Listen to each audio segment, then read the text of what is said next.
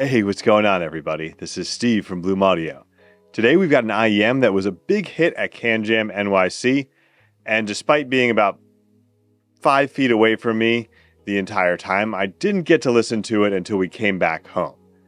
That's the Noble Onyx. One of the things I've come to expect from Noble's flagship IEMs is a really strong, articulate treble, like the Noble Khan, Noble Viking Ragnar, even the Ronin have this really sort of incisive top end. Onyx is something different. It's a little more relaxed. There's more color to the sound. Makes you ask, where does this fit with Noble's other IEMs, and does it deserve a place in your collection? Let's take a closer look.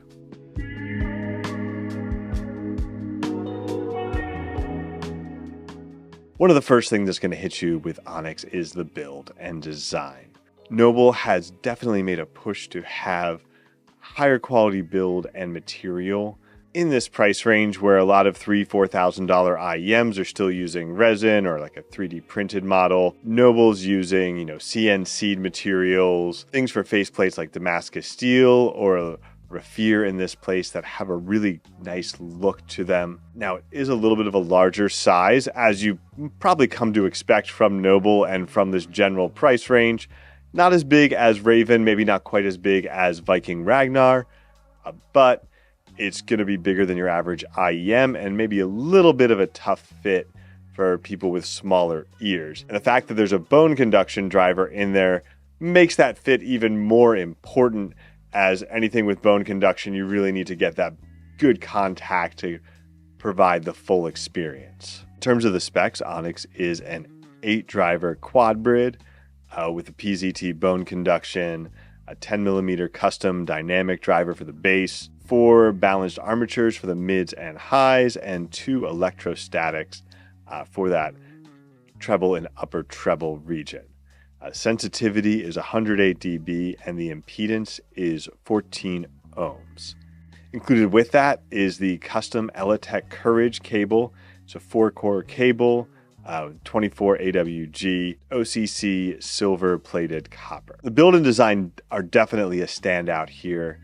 There's that jewelry-like element to it between the Elitech cable, the faceplate, and just the general build does elevate it over a lot of other IEMs. Probably is closer to what we should be expecting in this price range. But how does it sound?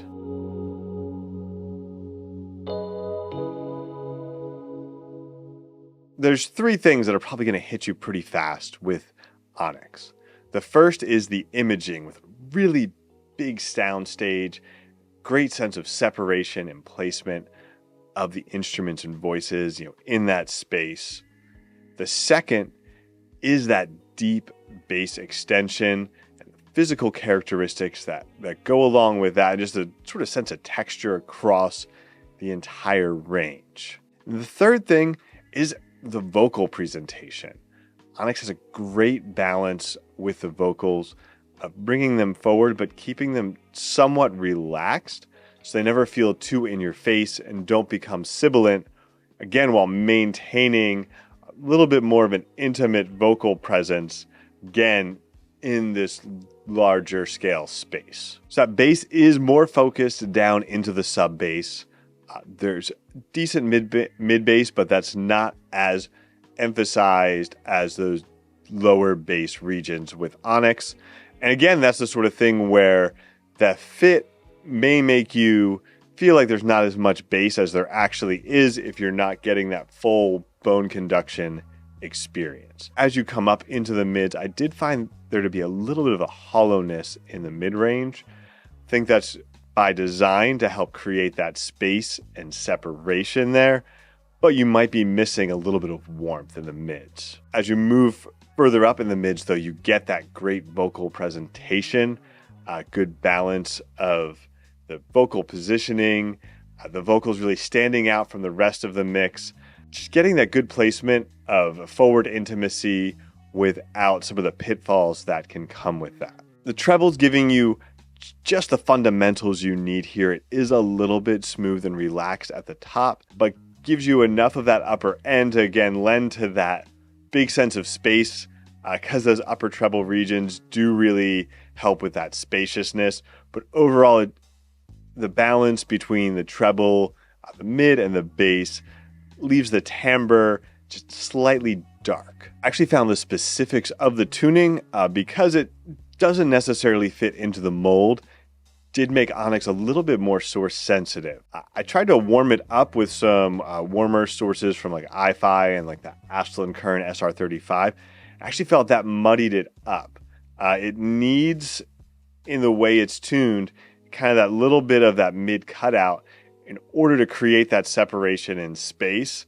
And adding too much there from the source really just muddied things up, and you lost some of what made Onyx really great. Pairing it with more of a reference, maybe even a slightly incisive source, just helped really define all those characteristics and everything in the space a bit stronger, and lent to that little bit of clarity and extension that Onyx needs to fill out. While I usually associate warmer tunings with rock and metal, Onyx really fits in well here. I thought especially with some of the kind of epic heavy metal, a lot of the more recent stuff, but also just in general going back to some classic thrash like Metallica, where it presents those harsh, shouted, screamed vocals, presents them clearly, presents them right in front of you.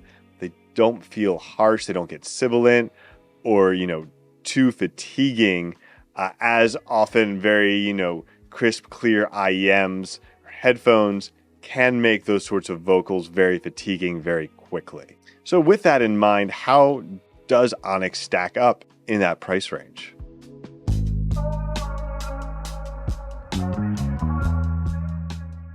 Visioneer's VE10 has been a favorite in the office since it was released.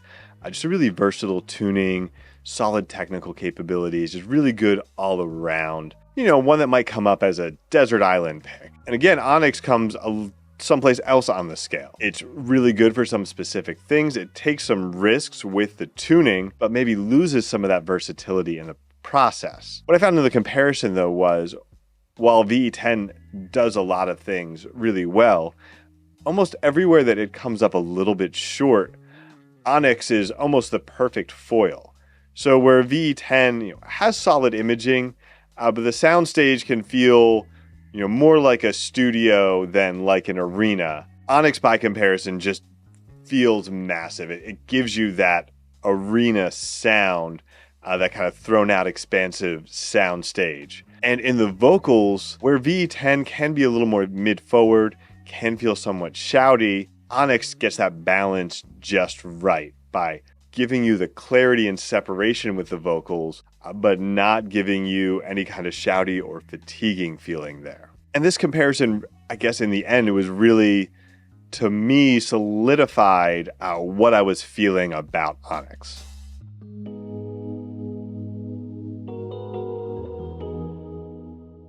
There's generally two types of people shopping for, high-end flagship type IEMs. The first person is somebody who's looking for the end game. They're looking for that ultimate end-all, be-all headphone IEM. It's going to just elevate their complete music listening experience. The other person is someone who's, maybe checked off some of those end game boxes, has a couple high-end IEMs, and what they're looking for is not their one and only ultimate IEM, but a little bit of a different color, different flavor in a high-end IEM. For the first person, Onyx probably wouldn't be my first recommendation. If you're looking for your one and only endgame IEM, unless you're really into epic metal, thrash, and other genres like that, Onyx probably isn't going to give you the sort of versatility that you're expecting from an endgame IEM.